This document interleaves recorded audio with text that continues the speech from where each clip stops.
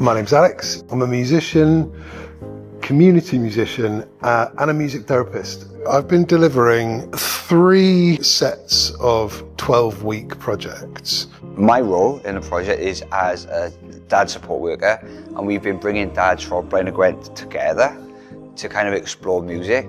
So that can be anything from like listening to music, talking about music, playing instruments, exploring sounds. For me, coming here is like freedom, get away from all the stress. One of the really fundamental things has been creating that sense of safety and trust and connection. That was the first thing that we needed to do. When it comes to like playing instruments or like singing or like anything where kind of like you're out there, it's quite nerve-wracking. So initially, I think like a lot of the dads were quite maybe shy. Over the weeks, as they kind of like built relationships up, then they've started to kind of like let their guard down a little bit. I've seen a lot of kind of very joyful play between people, and I'm really aware that this is a really rare opportunity to play. Some of them may not have had that opportunity in childhood. Some of the conversations that have emerged with the dads, their lived experience of incredibly difficult things. I've been producing for over 15 years, and because of my disabled son, I give up on everything. So it's a pleasure being here. It's the best part of the week for us. It takes us away from kind of like the heavy end of things, like the sharp end of things where we're dealing with a crisis that's going on in people's lives.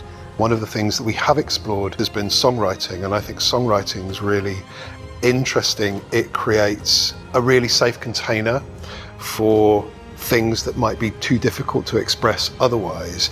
Music's also something that everybody has a relationship with. Even for the dads that I've been meeting who don't consider themselves yet to be musical or musicians, music has played a key part in each of their identities in lots of ways, and that's been a really useful way for people to make those connections.